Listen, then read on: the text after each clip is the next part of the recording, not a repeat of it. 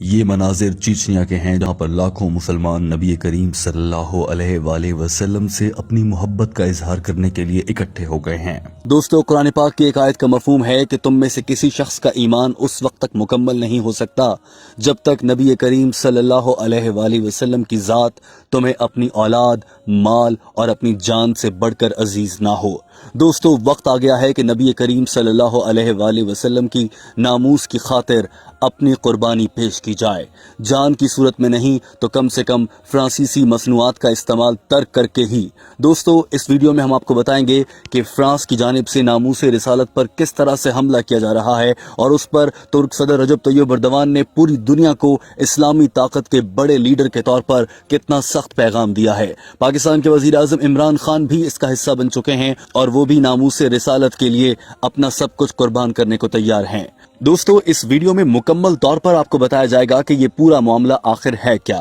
بات شروع ہوتی ہے 2015 سے۔ آج سے 5 سال پہلے فرانس کے ایک اخبار نے، جس کا نام چارلی ایبڈو ہے، رسول کریم صلی اللہ علیہ وآلہ وسلم کے گستاخانہ خاکے یعنی ان کے کچھ سکیچز اور کارٹون بنا کر اپنے اخبار میں شائع کر دیے اور ان کے خلاف نازیبا جملے استعمال کیے۔ فرانس کے اس اخبار نے جب ایسا کیا تو وہاں پر موجود کچھ مسلمانوں کا جذبہ ایمان جاگا اور اس مسلمانوں کے گروہ نے چارلی ایبڈو اخبار کے دفتر پر حملہ کر دیا اور خاکہ بنانے والے افراد سمیت 12 افراد کو قتل کر دیا۔ مگر فرانسیسی پولیس نے فوری کارروائی کرتے ہوئے اخبار چارلی ایبڈو پر حملہ کرنے والے کچھ مسلمانوں کو حراست میں لے لیا اور ان کے خلاف عدالتی کارروائی آگے بڑھائی جانے لگی۔ سال 2015 میں ہونے والے واقعے کے بعد پاکستان سمیت دنیا بھر میں مسلمانوں کا سخت رد عمل آیا تھا، مگر اس موقع پر مسلمانوں کی کسی نے نہ سنی اور چارلی ایبڈو اخبار کے خلاف کوئی کارروائی نہیں کی گئی۔ مگر وقت گزرتا گیا، سال 2015 سے سال 2020 آ گیا اور وہ مسلمان جنہوں نے اخبار پر حملہ کیا تھا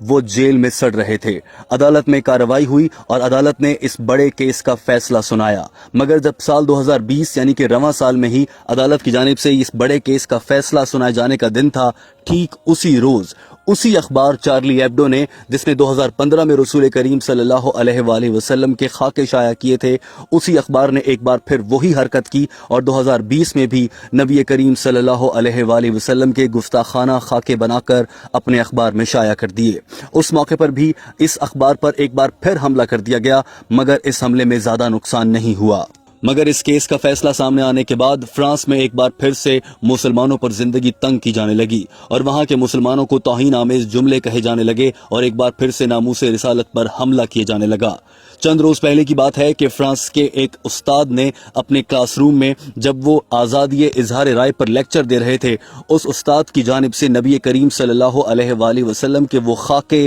ایک بار پھر اپنی پوری کلاس کو دکھائے گئے۔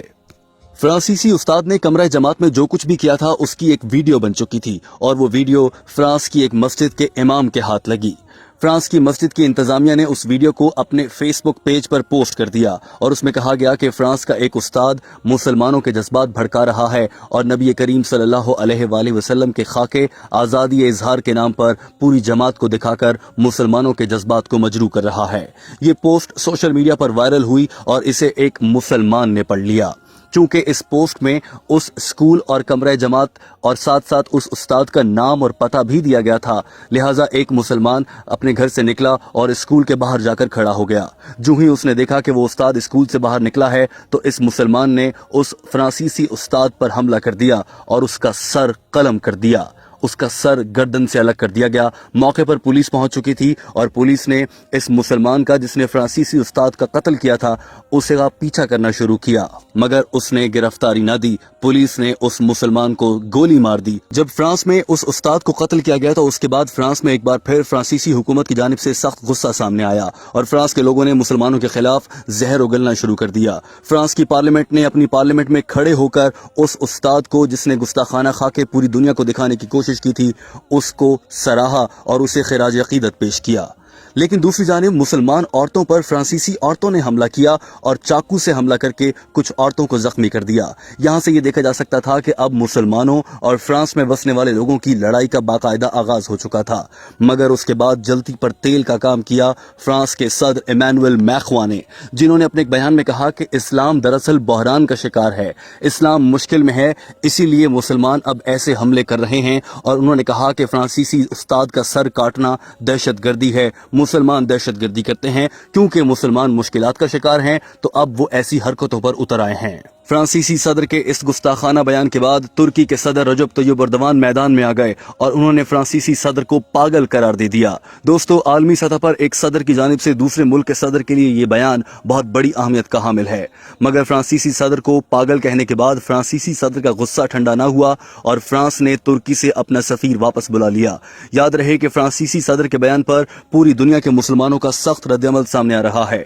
तमाम इस्लामी और अरब मुमालिक इस मामले पर सरापा एहतजाज हैं और पूरी दुनिया से मुतालबा किया जा रहा है कि फ्रांसीसी सदर के खिलाफ कार्रवाई की जाए। पाकिस्तान के वजीर आजम इमरान खान ने भी इस मामले पर इंतहाई सख्त रद्दअमल दिया है और फ्रांस के सदर के बयान की सख्ती से मजम्मत की है। वजीर आजम इमरान खान ने कहा है कि लीडर का काम लोगों को जोड़ना होता है, उन्हें आपस में तोड़ना हरगिज नहीं होता। दोस्तों, अब सवाल ये पैदा होता है कि बतौर मुसलमान और बतौर पाकिस्तानी हमें क्या करना है। यहाँ हम आपको ये भी बता दें कि इस पूरे वाक़े के बाद दुनिया के मुख्तलिफ ममालिक में बसने वाले मुसलमान फ्रांसीसी मसनूआत का इस्तेमाल तर्क कर चुके हैं और इसके ज़रिए जहाँ फ्रांस से नफरत का इजहार किया जा रहा है, वहीं इस अमल के ज़रिए फ्रांस की मईशत को भी कमज़ोर किया जा रहा है। सोशल मीडिया पर कुवैत की एक वीडियो सामने आई है जिसमें वहाँ के 50 बड़े शॉपिंग मॉल से उन काउंटर्स को खाली कर दिया गया है जहाँ पर फ्रांसीसी मसनूआत रखी गई थी और अब फ्रांस की मईशत को मुश्किल का सामना है। दोस्तों, अगर कुवैत, सऊदी अरब और दीगर ममालिक ऐसा कर सकते हैं तो हम बतौर पाकिस्तानी भी ऐसा कर सकते हैं और हमारा फर्ज बनता है कि हम